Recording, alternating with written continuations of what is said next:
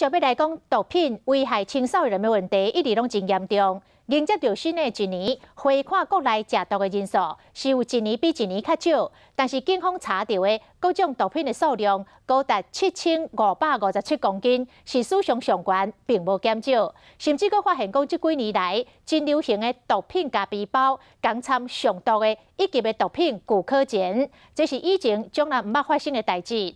检警查缉佫发现讲，真侪毒贩拢创立的网络交友的平台。 到车后啊，听不懂啊！到车后啦，你都在干什么？警方伪装买家收网围捕，但是毒贩早就预防，有人甚至把毒品放在第三地点。东西我没有摸过手，你不能这样抓我。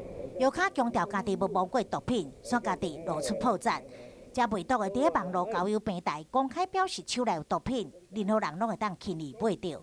烟或冰的图案就是安非他命的意思吗？就是代表安非他命。第二饭就是大麻。 那衣服代表的是摇头丸的标志啊，那G就是G水。虽然这几档毒贩共用针头人数是降低，但是爱滋人口无减少。检警推断是网络约会、无安全性行为和爱滋人数无减少去。但咧注意的是，近年来伫酒店流行的混合式的毒品加背包，还有掺入上毒的古柯碱。古柯碱是一级毒品，它的毒性是相当强的。因为古柯碱以前台湾几乎比较没有。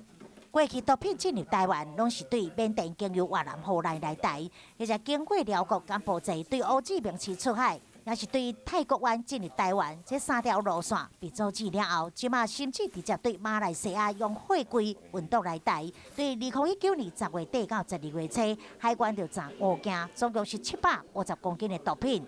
今年查到各级毒品的数量是达到7557公斤，史上上悬。但是3名对这毒品的悍将，检察长王添生、高检署检察官王泽涛甲林碧宏，2020年初特别陆续退休离职，政府推动反毒，嘛面临考验。